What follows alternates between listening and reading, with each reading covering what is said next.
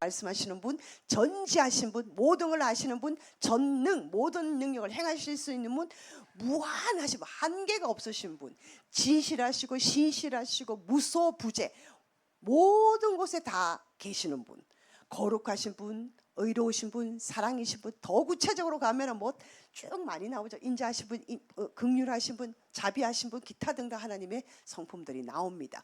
이런 하나님의 성품 중에서 인간과 공유하는 그런 성품이 있어요. 거룩, 의, 사랑, 진실, 신실, 자비하심, 긍휼하심, 인애하심, 이런 것들은 인간과 공유할 수 있는 성품들이에요. 그런데 인간과 공유할 수 없는 하나님의 특징적인, 하나님만이 가지고 계시는 것은 영이시고 영원 불변하시고 처음이가 마지막이시고 스스로 있는 분이시고 전지, 전능, 무한하신 분, 이런 것들은 하나님의 독특한 성질이에요. 우리가 하나님을 닮아서 하나님의 형상대로 지음을 받았지만 하나님의 성품을 공유하는 부분도 있고 공유할 수 없는 부분도 있다라는 거예요. 오케이? 그래서 이런 하나님이 우리 모든 것을 창조하신 분이다 라는 거고요. 그 다음에 하나님이 생명을 주신 분입니다. 창세기에 보면 사람을 지으셔서 불어넣으셨다. 루아흐, 하나님의 숨을 불어넣으셨더니 생명이 된지라, 살아있는 영이 됐다 하면서 아담이 창조됐다는 말씀이 나오죠. 생명을 주신 분이에요. 그리고 복을 주신 분입니다. 이거 작동 안 하네요. 왜 그럴까요?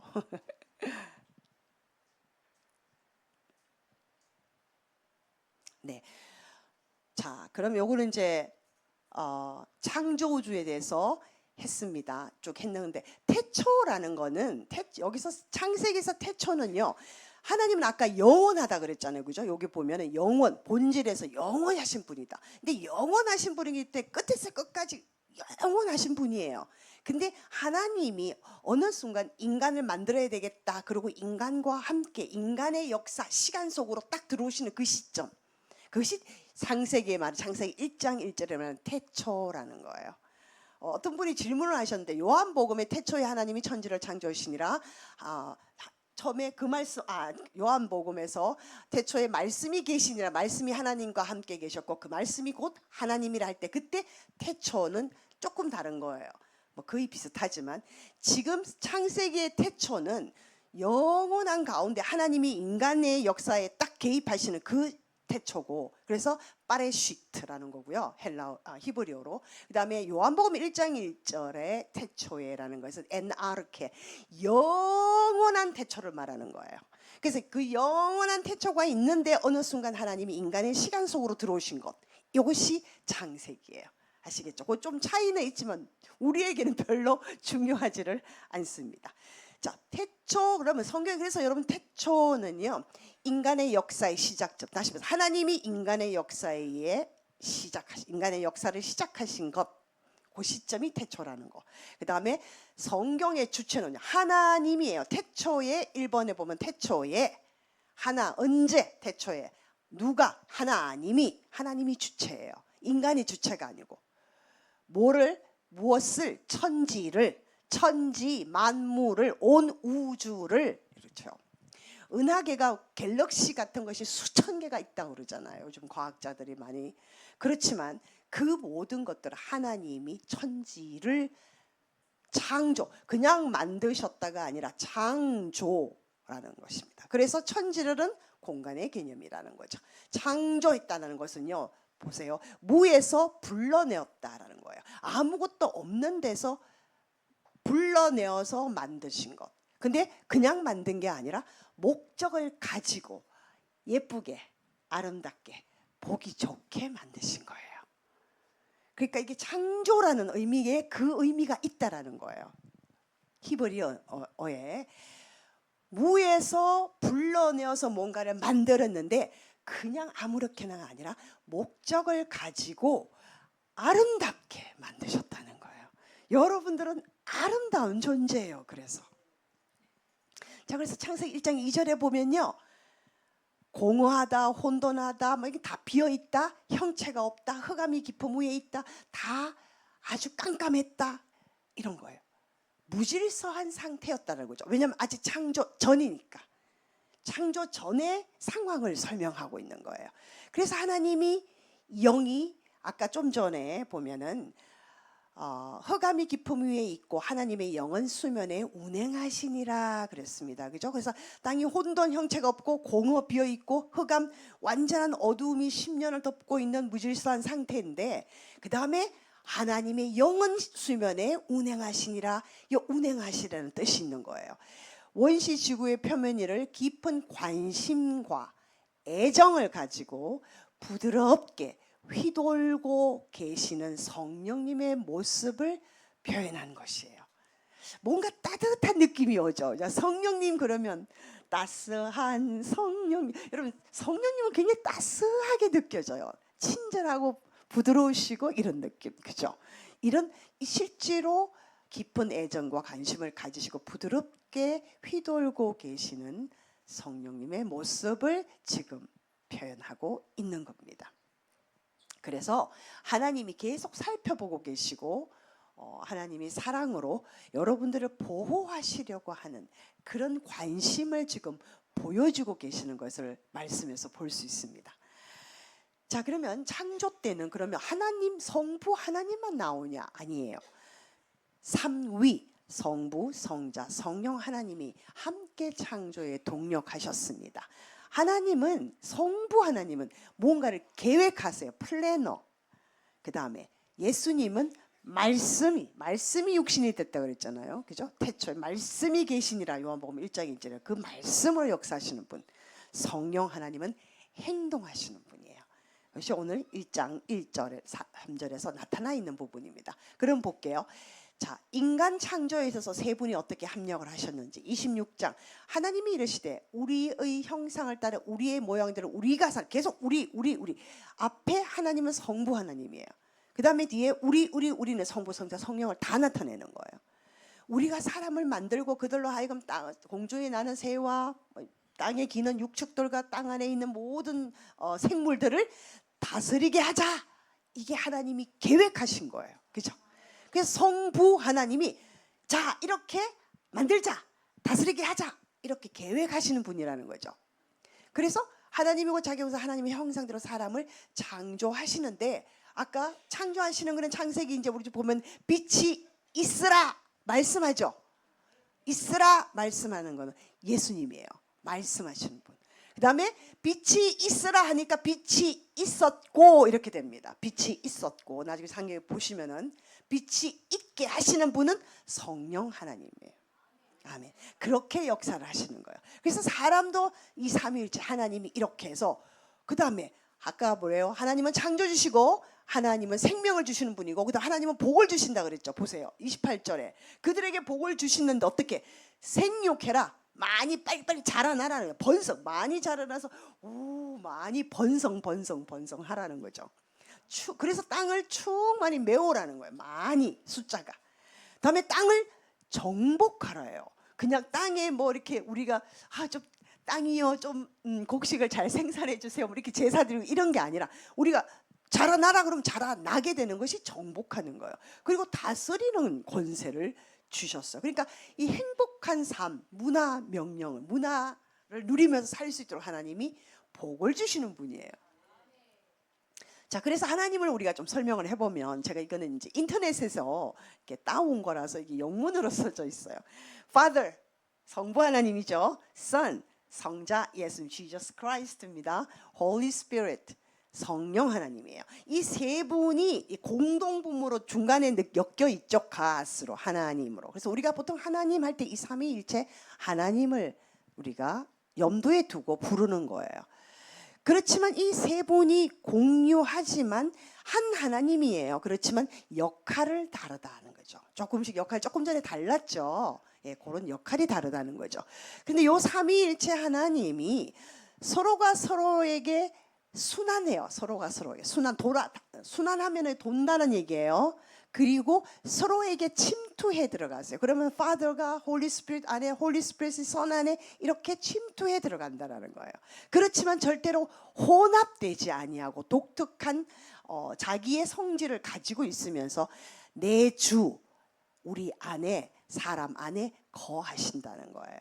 그래서 상호 순환, 상호 침투, 상호 내주. 근데 이것도 완벽한 삼위일체 설명은 아니에요. 그런데 제가 공부해 본 결과 그래도 가장 하나님 삼위일체 하나님을 잘 이해가 되더라고요. 제 수준에서. 그래서 여러분들에게 나눔을 하는 거예요. 이게 완벽한 삼위일체 설명이다 아니요. 그것은 하늘나라 가서 나중에 하나님 만나 볼 때 여러분들이 설명을 부탁드리시면 되고요. 자, 그래서 현재까지는 제가 제일 이해하기 쉬운 방향으로 설명을 드리고 있는 거예요. 자, 이렇게 생육하고 번성하고 땅에 충만하라, 땅을 정복하라, 땅을 다스리라, 이 5가지 명령을 주시고 다 누리게 하셨는데 동상 중앙에 있는 선과 악을 알게 하는 나무의 실과는 먹지 말라 금기사항을 주셨어요. 그 이유는 우리가 아무리 하나님과 가깝고 하나님 우리를 사랑하셔도 내가 하나님이 될 수는 없어요. 그렇죠? 왜? 하나님은 창조주이시고 나는 피조물이라는 이 절대적인 이 간극이랄까요? 이거는 깨뜨릴 수가 없는 거죠. 하나님이 왜 이건 하지 마라고 하는, 다 해도 좋다, 이것만 먹지 마라고 하신 이유는 선과 악을 알게 하는 나무의 실과가 맛있기 때문에 못 다 먹게 하려고? 아니죠. 그런 하나님이 아니죠. 왜? 다 하지만 나는 창조주요, 너는 피조물이고, 그래서 너가 기쁘고 즐겁고 자발적으로 나를 따르기를 원해. 여러분 다 자녀 있으시죠? 네, 시집 안 가신 분은 빨리 가서 낳으세요. 네, 그 자녀들이 여러분 부모님한테 엄마 아빠를 자발적으로 기쁘게 따르는 것이 행복하고 기쁘죠. 아니면은 너 9시부터 10시까지는 엄마한테 인사해. 뭐 10시부터 11시까지 뭐해 탁탁탁 여러분들이 입력시켜놓고 아이가 곧 자동적으로 로봇처럼 딱 발딱 일어나서 어머니 안녕하세요, 아버지 안녕하세요, 밥 드셨어요, 저 자러 가요, 저 공부하러 가요, 뭐 이렇게 기계적으로 하면 여러분들 기뻐요 안 기뻐요? 제가 뭐야? 이럴 거 아니에요. 로봇은 우리가 입력하는 것만 해요. 그죠? 여러분 요즘 왜 말하는 AI 있잖아요. 여러분 이거 핸드폰에 보면은 쉬리야, 제 거는 이제 아이폰이라 쉬리야 이러면 네 말씀하세요 이래요. 오늘 날씨 어때? 뭐시 어쩌고 뭐 화씨 몇 도고 습시 몇 도고 뭐 습도가 몇 도고 막 설명을 해요. 근데 너무 상세하지 말고 간단하게, 그럼 무슨 말인지 못 알아듣겠어요, 뭐 이런 식으로 얘기를 해요. 이게 의사소통이 잘 안 돼요, 아무리 발전을 해도. 하나님이 원하시는 거는 하나님의 자녀들이, 그러니까 인간들이 기쁘고 자발적으로 따르기를 원하시는 거예요. 이거 원하셔서 이게 하나님의 마음을 보여주시는 거예요. 이렇게 할 때 가장 행복한 생활을 할 수 있다는 거예요. 근데 앞불사 못했죠. 자, 그렇게 아담과 하와가 하나님을 자발적으로 기쁘게 따르면서 우리 창세기 3장 8절에 보면 하나님이 동산을 거니실 때 아담과 하와가 뭐 얘기하고 그러는 거. 그러나 동산나무 이렇게 동산을 거니시는데 바람이 선선히 불 때 하나님하고 얘기도 하고 그렇게 했단 말이에요, 창세기에 보면. 근데 그것이 깨어졌습니다. 왜? 어느 날 이 간교한, 아룸이라고 하는데 간교하는 뜻이 영리하다, 신중하다 이런 좋은 뜻도 있어요. 그래서 꼭 나쁜 의미는 아닌데 이 뱀이요 간교했다라는 거예요. 근데 이 뱀은 하나님이 이 지혜롭게 해주신 요 선물을, 하나님이 뱀을 참 지혜롭게 영리하게 해줬는데 그 하나님으로 받던 그 자기의 성품 특성을 나쁜 데 쓴 거죠. 그래서 유혹하는데, 거짓말하는 데 썼어요. 요한복음 8장 44절에 보면은 마귀는 거짓말하고 맨날 속이고 그렇게 하는 거예요. 그래서 진리가 그 속에 없기 때문에, 진리대에 서지 못하기 때문에 그는 거짓말쟁이요 거짓의 아비가 되었다 그래요. 이것이 마귀의 속성입니다. 그리고 계시록 12장에 가면 밤낮 참소하는 자. 참소라는 것은 남을 이렇게 깔아내리고 거짓말로 막 속삭여서 나쁘게 말하고 중상모략하고 이런 거죠. 이 유혹했어요. 그런데 거짓말했어요. 다 거짓말은 아니에요. 너희가 결코 죽지 아니하리라, 요거는 거짓말이에요. 너희가 그것을 먹 너희 눈이 밝아진다, 요거는 맞는 말이에요. 하나님과 같이 된다, 맞는 말이에요. 선악을 알 줄 안다, 맞는 말이에요. 그러면 다 웬일이지? 다 맞는 말이야? 그러니까 아니에요. 자, 여러분, 너희 눈이 밝아졌다 이 얘기는요, 그 타락의 전까지 아담과 하와는 하나님의 눈으로 보는 거예요. 하나님의 생각으로 생각하고 하나님의 말씀에 따라서 행동하기 때문에 자기 생각, 나의 생각, 나라는 자아가 하나님에 의해서 잘 다스려지고 있었어요. 근데 이 하나님으로부터 딱 벗어나는 순간, 이렇게 타락하는 순간, 하나님보다도 내가 왕이야, 내 마음대로 할 거야, 내 뜻이 중요해, 내가 내 인생의 주인이야, 이거가 된 거예요. 그러니까 자기가 자기 삶의 하나님이 된 거예요. 그것이 하나님과 같이 된 거예요. 이해되시죠? 그러니까 그전에는 하나님의 말씀에 따라서 보고 듣고 말하고 나의 모든 감각이 활동을 했는데, 이제는 타락하고 난 다음부터는 하나님과 같이 내가 하나님이야 이렇게 된 거예요. 나는 하나님 말 듣기 싫어. 나는 예배 드리기 싫어. 나는 죄 짓고 살 거야. 죄가 쾌락적이고 얼마나 좋아. 이런 의미죠. 자, 그래서 하나님의 말씀이 아니라 사탄의 말을, 마귀의 말을 듣고 따라갑니다. 울고 있죠 지금. 네, 저 울고 있어요. 그래서 이제 하나님의 말씀을 어겨 버리게 되었습니다. 그래서 여자가 그때 딱 보니 마귀가 와서 뱀이 와서, 뱀이 이제 사단이, 마귀가 뱀 안속으로 들어가서 생각을 넣어줘서 그 말을 하게 한 거죠. 그러니까 이 하와가 나무를 보니까 먹음직도 하고 먹고 싶다는 거죠. 보암직도 하고 너무 멋지다. 여러분, 세상에 어떤 좋은 거 보면 와 멋지다, 좋은 집을 보면 와 멋지다, 저 집에서 살고 싶다, 뭐 이런 거 있잖아요. 보암직도 하다던 거예요. 그죠? 여러분 그 영화나 뭐 이런 게 있는데 보면은 뭐 주인공들 멋있게 나오잖아요. 뭐 남자, 저는 여성이니까 남성들은 여성, 매력적인 사람들이 나옵니다. 와 보암직도 하다. 여러분 영화 좋은 거 아니에요. 드라마, 영화 이런 거 여러분 많이 보시지 마세요. 왜냐고요? 거기 멋있는 남자 보시고 내 옆에 있는 남자 보면 무슨 말인지 아시죠? 네, 살기 싫어져요 그 사람하고. 네, 그래서 안 보시는 것이 여러분의 영을 보호하는 겁니다. 네, 그러니까 멋있는 거 보고 먹음직하고 보암직하고 탐스럽기까지 하니까 그 유혹에 안 넘어가겠습니까, 여러분? 네, 술집에 가서 앉아 있으면서 주여 내가 유혹에 넘어가지 않게 해주십시오. 이게 됩니까 말이? 안 가야지 애초에. 여러분 마태복음에 보면 예수님이 뭐라고 하시냐면은 너희 눈이 범죄하면 빼어버리라. 너희 손이 범죄하면 찍어버리라. 여러분 그러면 여기 지금 전부 다 장애자로 살아가셔야 돼요. 정말 예수님이 그러시기를 원하셨나? 예수님이 말씀하신 그 의미는요, 죄는 원천봉쇄. 우리 다 같이 한번 따라 봅시다. 원천봉쇄. 시작. 원천봉쇄. 네, 아예 싹을 잘라라는 거예요. 아예. 제가 예를 들어서 제가 술을 좋아합니다. 제가 남자를 좋아합니다. 저는 여성이니까 남자를 좋아합니다. 그래서 제가 술집이나 뭐 그런데 친구가 막 이렇게 꼬드겨가지고 갔어요. 거기서 나 이거 술 안 마셔야지. 나 절대 남자한테 현혹 안 되어야지. 그럴 수 없어요, 여러분. 그거 안 돼요. 애초에 원천봉쇄라는 것은 아니야. 나는 애초에 그런 죄의 자리에, 오만한 자리에 앉지 않을 거야. 왜? 복 있는 사람은 죄인의 길을 따르지 아니하며 오만한 자의 자리에 앉지 아니하고. 그렇죠? 예, 그 자리에 벌써 앉았다, 그 죄의 길에 갔다 그러면 나 유혹받고 싶어. 누군가 나를 좀 유혹시켜줘. 그 얘기예요. 그렇죠? 울고 싶은 사람 뺨 좀 때려줘. 이런 거예요. 애초에 죄는 원천 봉쇄해야 됩니다. 그러니까 보세요. 이제 이에 말씀으로도 이에 그들의 눈이 밝아졌다는 거예요. 밝아졌어요. 그전에는 빨가벗고 있었는데 벗은 줄을 몰랐어요. 왜냐 하나님의 개념에서는 그것이 수치스러운 게 아니고 아름다운 거거든요. 하나님이 창조하신 게 아까 목적을 가지고 아름답게 창조하셨다 그랬잖아요.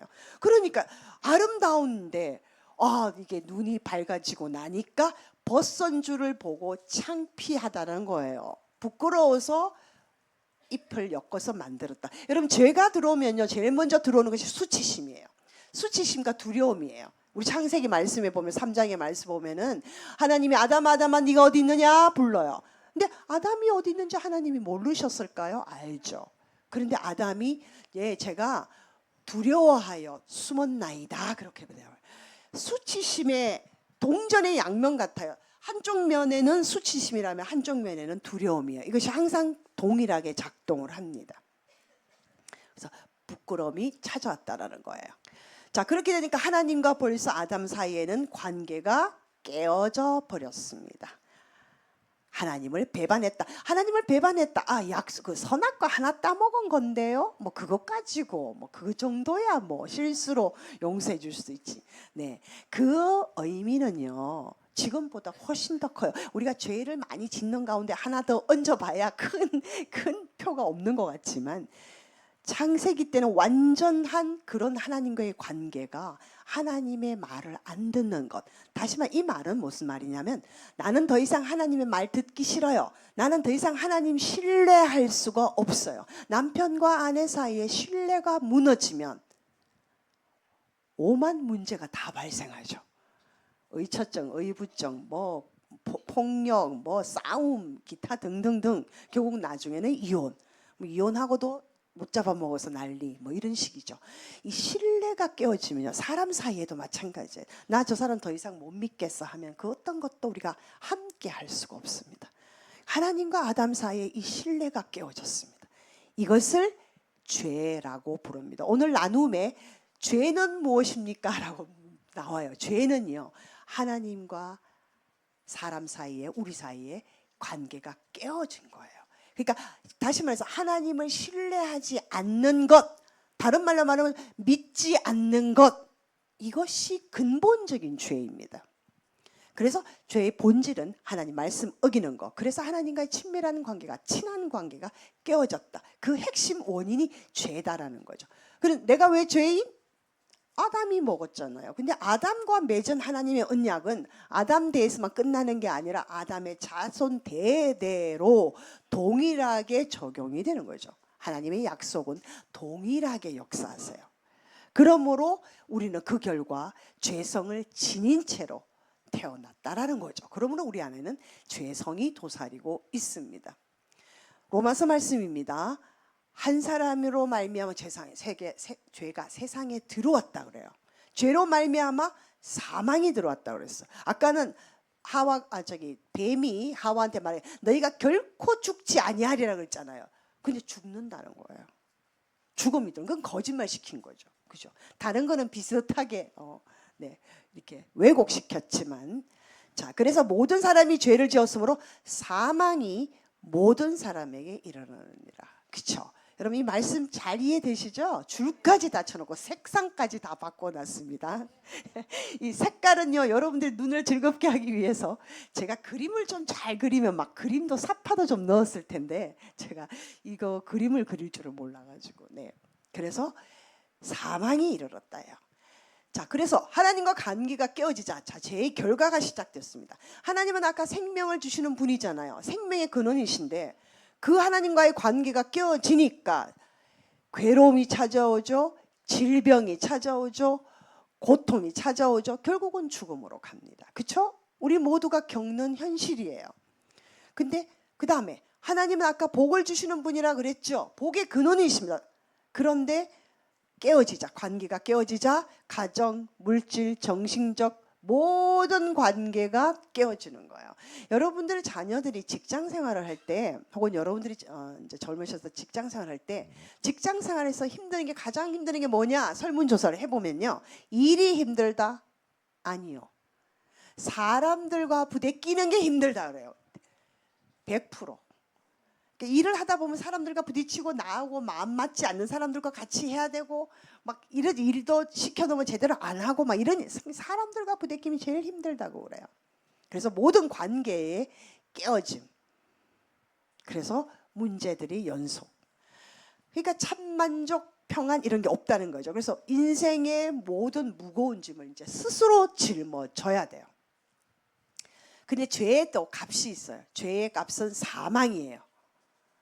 하나님의 은사는 그리스도 예수 우리 안에 영생이요.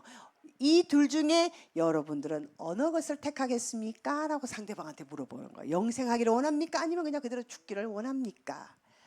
죄의 대가는 죽음입니다. 반드시 죽음입니다. 영적인 죽음, 육체적인 죽음, 그리고 영원한 죽음이 있습니다. 이 문제 해결 안 되면 우리는 영원한 죽음을 맞이할 수밖에 없습니다. 그래서 하나님은 그걸 그대로 못 두시는 거예요. 왜냐하면 하나님이 원래는 행복하게 살려고 인간을 창조하신 거잖아요. 그런데 그것이 잘못됐다고 해서 하나님이 폐기 처분하시고 다시 시작하자, 이게 안 되시는 거예요. 하나님은 스스로의 말에, 스스로의 생각과 스스로의 결정에 매이시는 분이에요.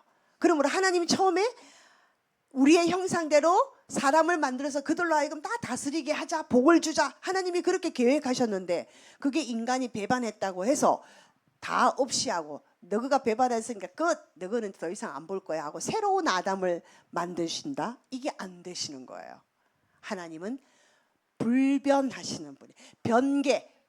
변경하시는 분이 아니에요. 조속으로 변화하시는 분이 아니란 말이에요. 그러므로 하나님은 그렇다면 이 배반한 자들을 다시 회복시켜야 되겠다 이거예요.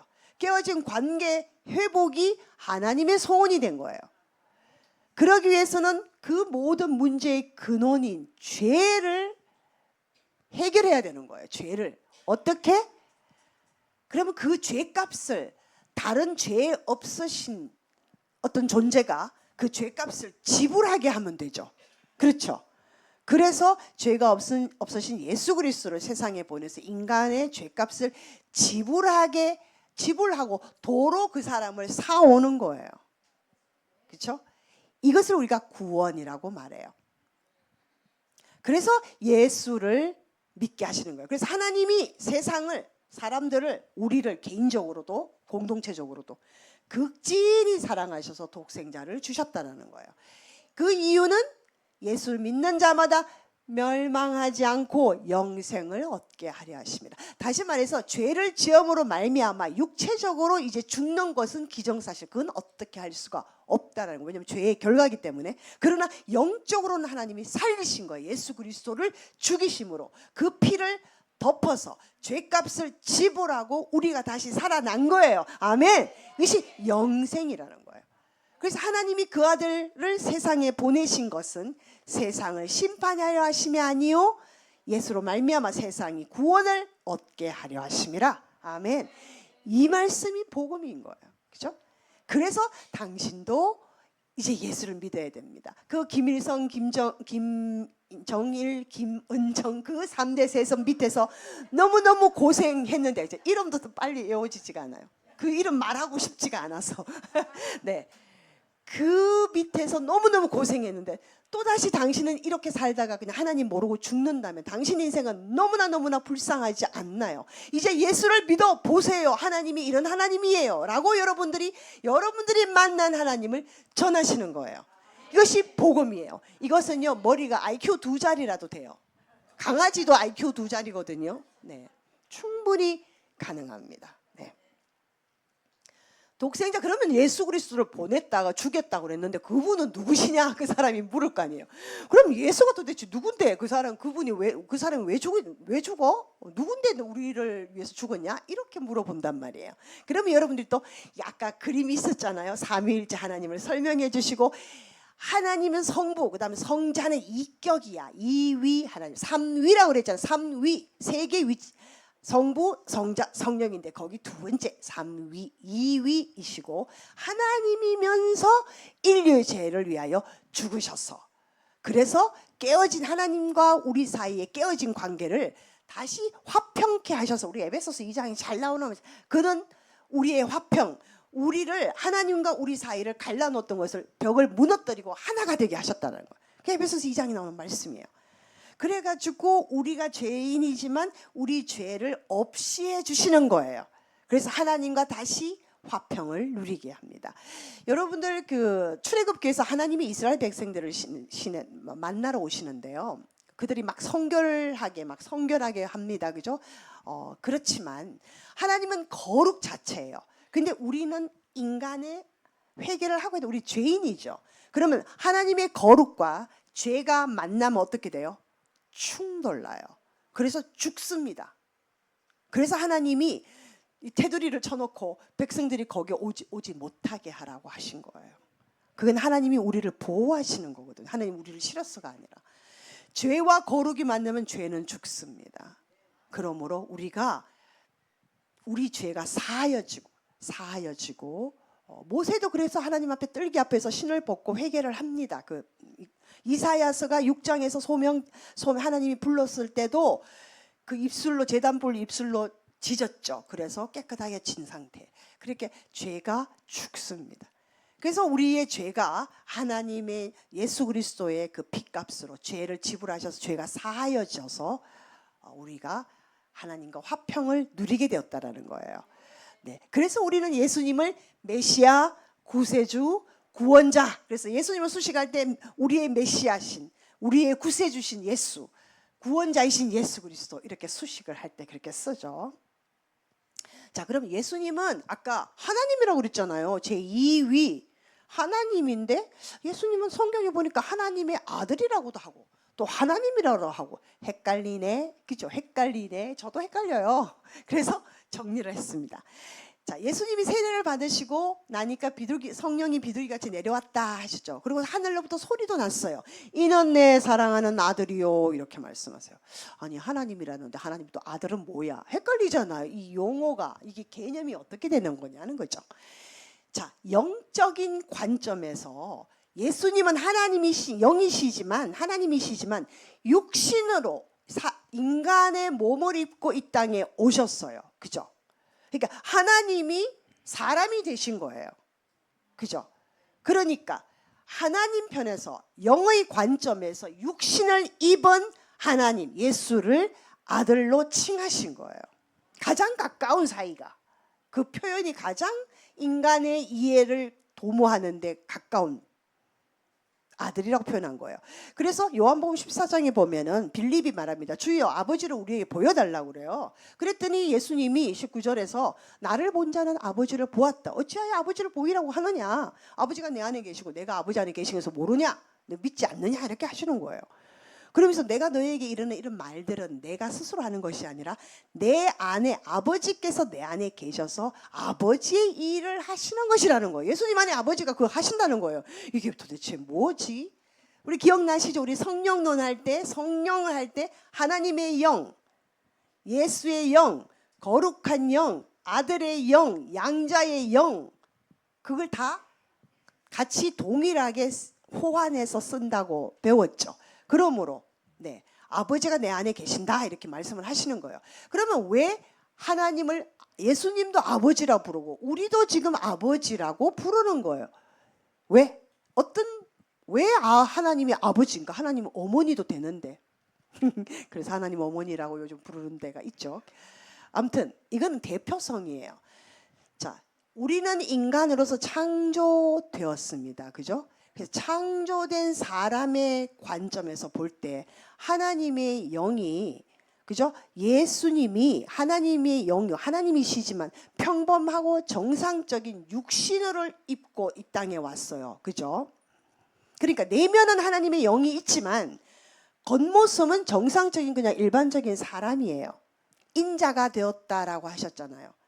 그래서 우리가 하나님 아버지라고 부르는 것과 동일한 거예요. 예수님도 하나님 아버지라고 부르시는 거예요. 왜? 같은 사람이잖아요. 예수님은 인성과 신성을 다 가지고 계시기 때문에. 그래서 이것은 사람들의 이해를 돕기 위해서 예수님의 편에서는 인간으로 오셨기 때문에 하나님 아버지라고 부르는 거예요. 그렇지만 예수님이 권능과 이적과 이런 것을 행했죠. 그때 하나님의 영, 다시 말해서 성령의 지배를 전적으로 받음으로 이 일을 선포했습니다. 진리를 전하고 죽은 자를 살리고 성령의 능력으로 힘입어 하신 거예요. 자, 그럴 때 사람들은 몰라요. 그래가지고 저자가 기적을 행하는 것이 누군가? 엘리야인가? 이렇게 물어보죠. 엘리야가 살아 돌아왔나? 뭐 이렇게 사람들은 얘기해요. 이해되십니까? 그러니까 예수님은 하나님이시지만 인간으로 오셨기 때문에 인간의 편에서 볼 때 하나님 아버지라고 불렀다는 거죠. 그러니까 하나님도 역시 영적인 관점에서 이제 아들로 이 땅에 인간으로 태어나게 하셨잖아요. 인간의 몸을 입고 오게 하신, 그래서 하나님의 아들로 칭한다라는 거예요. 용어는 정리가 됐죠? 네, 그게 어디다 뭐냐, 요한복음 1장 14절 말씀이 육신이 되어 우리 가운데 거하시면 우리가 그의 영광을 보니 아버지의 독생자의 영광의 은혜가 진리가 충만하더라 그러셨어요.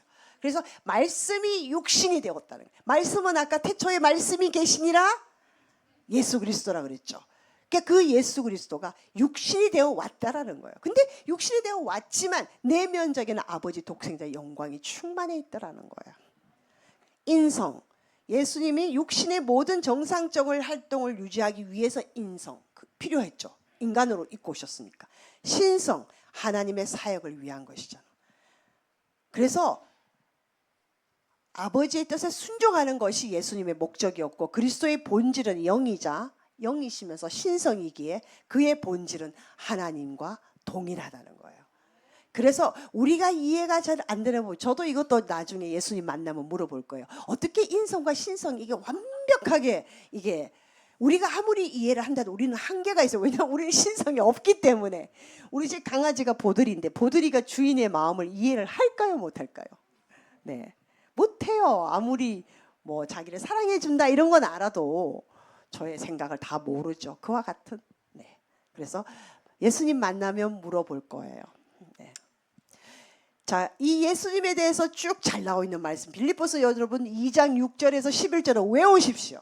외우셔야 돼요. 외우셔서 예수님에 대해서 다 알고 계셔야 돼요. 그래서 마귀가 여러분들을 유혹한다거나, 아이고 오늘 비도 오는데 애써도 뭐하러 가냐, 네 하나 안 가도 뭐 아무 대세에 지장이 없어, 아이고 그 말씀은 들어봐도 또 1시간 지나면 다 잊어먹는 거 뭐하러 공부하니, 막 이런 식으로 마귀가 이제 계속 유혹, 꼬드기죠. 하와한테 했던 것처럼 똑같이 해요. 우리한테도 생각으로 막 그렇게 해요. 그래 가지 말자 뭐 이렇게 되는 거죠. 근데 아니야, 그때 뭐라 그러냐, 예수 그리스도 이름 앞에 마귀야 너는 떠나갈지어다, 무릎을 꿇을지어다. 그거 하실 수 있는 말씀이에요. 아우, 저 정말.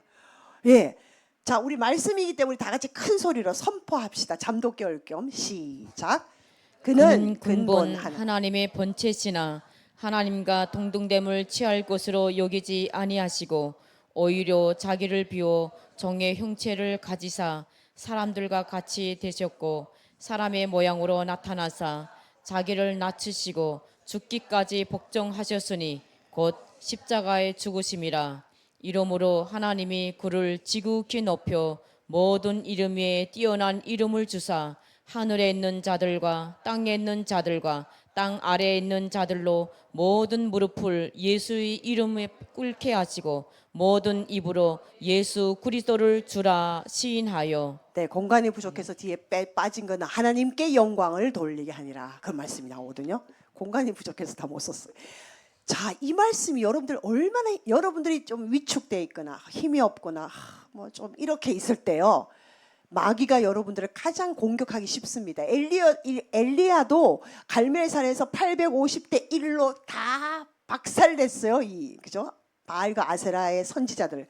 그런데 영적으로 힘이 빠지고 피곤하고 있을 때요, 이세벨이, 아합의 왕의 부인 이세벨이 엘리야를 죽이려고 할 때 겁이 나가 막 도망가가지고 하나님 나 죽여주세요 막 이랬대요. 엘리야도 야고보서에 보면은 우리와 성정이 같다, 우리와 성품이 같다, 우리가 같은 사람이다 이 얘기예요. 여러분 영적으로요 힘이 빠질 때는 누구나 다 마귀가 쉽게 공격을 할 수 있어요. 그때 여러분들 할 수 있는 게 이 말씀이에요. 하늘 위에 있는 자들과 땅에 있는 자들과 땅 아래에 있는 모든 자들로 하여금 예수의 이름에 무릎을 꿇게 하셨다. 아멘. 그러므로 예수 그리스도의 이름이 권세가 있으신 거예요.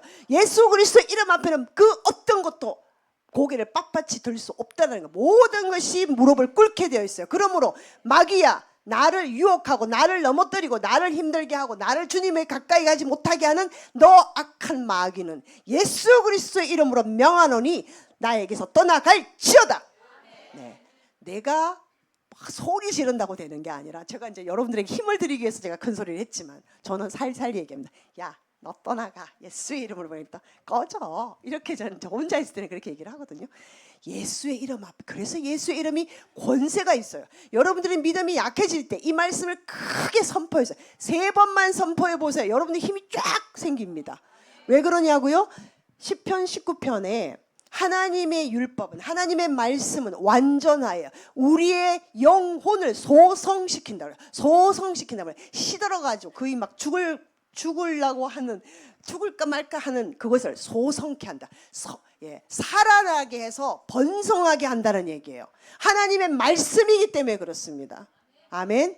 그래서 예수의 이름에 무릎을 꿇게 하시는 거예요. 그러므로 이 말씀을 여러분이 선포하면 여러분의 영도 살아나고 마귀도 깨갱 이렇게 돼요.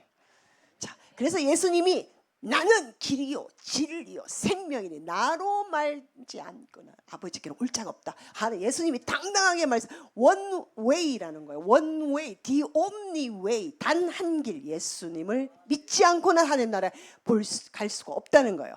광야에서 불뱀을 본 자들만 살았습니다. 그렇죠? 예수가 아니면 유일한 길이라는 겁니다.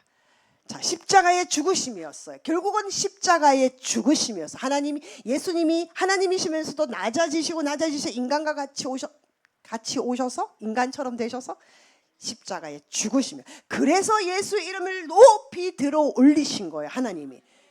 그렇죠? 그 예수 그리스도입니다. 그래서 십자가가 중요한 거예요. 이 십자가에서 예수님이 우리 죄를 위하여 죽으셔서 죄도 하나도 없으면서 하나님이 죽으신 거예요. 다시 말해서 우리가 창세기 3장에서 하나님을 배반했는 그 사실 앞에서 하나님이 그 관계를 다시 회복시키기 위해서는 하나님 자신이 죽으신 거예요. 아멘. 아멘. 예, 하나님이 자신이 죽지 않고는 그걸 회복시킬 방법이 없어요. 그래서 죽으셔서 우리의 죄를 덮어버리신 거예요. 없이 여기신 거예요. 그래서 이사야 53장에는 우리의 죄악을 그 예수님에게 다 담당시켰다라고 얘기해요. 그래서 우리는 죄가 없어진 거예요. 자, 예수님은 3일 만에 부활하셨고 하셨는데 그 말씀이 고린도전서 15장 3, 4절에 아주 잘 나타났습니다. 읽겠습니다. 시작. 3일 만에 살아나셨다. 밑에 고린도전서 15장 3절에서 시작. 그리스도께서 우리 죄를 위하여 죽으시고 장사 지낸 바 되셨다가 성경대로 사흘 만에 다시 살아나사 예수님의 부활은 진정 하나님의 아들이시고 우리를 구원하시는 구원자이심을 증명하는 사건입니다. 이 세상 종교 어디에도 부활이 없어요. 부활했다 없어. 석가모니 부활했다, 마호메토 부활했다 이런 거 없어요. 문선명이 부활했다 이런 거 없어요. 네, 부활, 즉 하나님의 아들이시고 구원자시다. 이게 증명된 거예요. 증명된 거. 근데 나 못 믿겠어. 그럼 어쩔 수 없어요. 못 믿겠어 하는 사람에게는 그 사람의 말 속에는 믿지 않기로 작정을 했어요.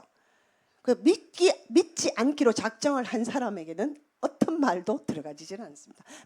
믿든지 말든지 죽든지 말든지 그렇게 되는 거죠. 그 사람에게는. 자, 십자가가 나와 무슨 상관이 있느냐? 자, 요한복음 1장 12절 읽겠습니다. 영접하는 자 시작.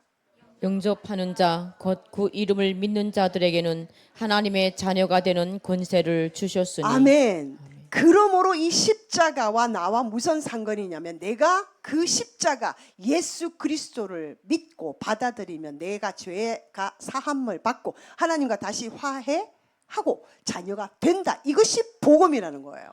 이것이 십자가와 나와 왜 상관이 있느냐는 거죠. 내가 예수를 믿지 않는다면, 믿지 않기로 작정했다면 십자가는 나와 아무 상관이 없어요. 예수님이 죽든지 말든지 나와는 상관이 없는 거예요. 그러나 내가 예수를 믿게 되면은 구원자시고 메시아시고 그 십자가가 나를 살리는 거예요. 영원한 천국으로 인도하는 거예요. 아멘. 그러므로 하나님과 화목되어서 내 힘이 아니라 하나님의 도우심으로 살아가는 거예요. 그러므로 영접하는 자, 다시 말해서 예수를 믿는 자는 예수님이 우리 마음 안에 영으로 거하시고 회개하면은 돌이킨다는 얘기예요. 유턴을 한다는 겁니다. 방향이 달라져요. 우리 죄는 용서받고 그리고 하나님의 자녀가 된다라는 거예요. 그러면 이제 하나님으로 자녀로의 삶을 살아야 됩니다. 그죠? 그런데 우리가 잘 못해요, 그거를. 그래서 예수님께서 우리에게 돕는 자를 보내주셨습니다. 성령님이 찾아오셔서 내주하게 계신다는 거예요. 자, 그러면 성령님은 언제 어떤 분이신가? 영으로 오신 예수님이다. 그리스도의 영이다. 성령 안에 있다. 하나님의 영이다. 이게 다 이제 이 말씀으로 나오는 거예요. 그럼 또 다른 보혜사시다라고 예수님이 또 다른 보혜사를 보내주시겠다 약속하셨는데 그는 진리의 영이라. 너희는 그를 아나니 너희와 함께 거하시며 너희 속에 계시겠음 내주하심이라 이 말씀이에요. 자, 그래서 예수님은 부활성천하셔서 하나님 보좌 우편에 앉아 계십니다. 히브리서에서도 말씀이 나오죠. 믿음의 주 온전케 하신 예수를 바라보라 그랬죠. 그분은 나중에 받을 그 영광 그것을 위해서 부끄러움을 참으시고 그걸 개의치 않으시고 십자가로 승리하셨죠. 십자가에 죽으시고 그래서 그는 하늘나 우편에 앉아 계십니다. 그런 그 하나님 예수님이 우리에게 영으로 찾아오신다는 거예요. 그래서 마태복음 28장에 끝날까지 내가 너희와 항상 함께 있겠다. 예수님은 죽으시고 부활하셔가지고 부활성천에 하나님 우편에 앉아 계시다며. 근데 우리가 어떻게 항상 함께 있어? 이거 뭐 문제 있잖아. 이거 왜 말이 달라? 이렇게 아니죠. 영으로 우리 안에 내주하시기 때문이라는 거예요. 아멘. 오, 시간만에 끝내려고 막 달렸습니다. 여러분, 이제 나눔 질문이 오늘은 6개가 있어요. 6개가 있는데 다 하실 수 있을 거예요. 자, 여러분, 오늘 이제 하나님과 예수 그리스도, 그러니까 우리가 지금 그 했던 것을 마무리해서 1시간 안에 끝내고 다음에는 이제 성령에 대해서 성령님이 어떤 분이신가. 처음에는 그냥 다음에 성령은 할 거예요라고 여러분들한테 나눠드린 거예요. 우리 잠시 1분만 여러분들이 30초 기도하시고 제가 마무리 기도하겠습니다. 다 같이 기도하겠습니다. 하나님 아버지 고맙습니다. 오늘 하나님이 누구신가, 예수 그리스도가 누구신가에 대해서 하나님 다시 우리가 복습하며 말씀을 나누었습니다. 주님, 우리의 마음을 열어주시고 우리 안에 부드러운 마음을 주셔서 굳은 마음을 제하시고 말씀이 역사하시도록 아버지 우리가 부드럽게 하나님 우리의 마음이 준비되기를 원합니다. 성령 하나님이 오셔서 우리의 마음을 부드럽게 만지시사 아버지 복음을 잘 공부해서 주님 복음을 듣지 못하고 죽어가는 많은 생명들에게 하나님의 구원의 역사 살리는 역사가 있기를 간절히 소원합니다.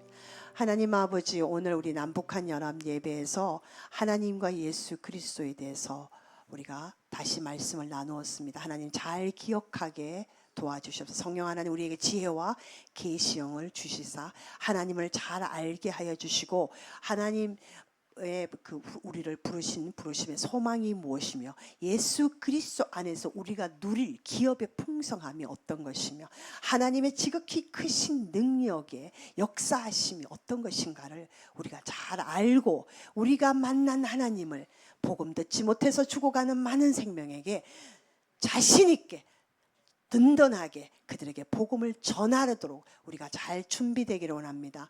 그런 목적으로 하나님 우리가 여러 번 공부를 복습하고 있사오니 하나님 성령 하나님 지혜를 우리에게 주시옵소서. 우리 마음의 굳은 살을 제하시고 부드러운 마음을 주시사 하나님의 말씀이 우리 안에서 무럭무럭 싹을 내리고 자라서 100배 60배 30배 결실로서 많은 자들을 죽어가는 자들을 살리게 하여 주시옵소서. 감사드리며 예수님 이름으로 기도합니다. 아멘.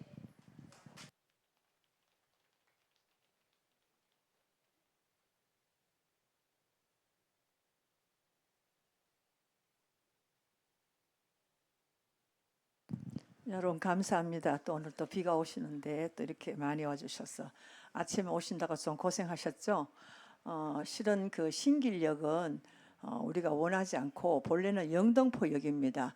영등포에서 쭉 밑으로 나오셔서 안 그러면 우로 건너오셔도 되고 3번 03번입니까 3번입니까 그거 타면은 여기 갤럭시 호텔인데 이게 지금 이름이 바뀌었다거든요. 우리가 사거리 건너갖고 바로 첫째입니다. 그러면 오시면 되는데 우리 도집사님이 부지런하셔서 개인으로 그냥 에스더 차를 자기 마음대로 사용해갖고 12번 더 가시는 거예요. 한 사람 오면 가고 한 사람 오면 가고. 그 대신에 이분은 예배를 하나도 못 드려요. 예배도 못 드리고 조모임도 못 들어가요. 왜? 여러분들 태워줘야 되기 때문에. 그래서 저는 제 생각엔 여러분들이 양 오시기로 했으면 오늘 말씀도 들었는데 말버스비가 얼마인지 제가 1,200원인가 모르겠습니까만도 여러분들 거기서 영등포 아니면 영등포역에 다 기다리면 개인으로 뭐 10시에 왔습니다.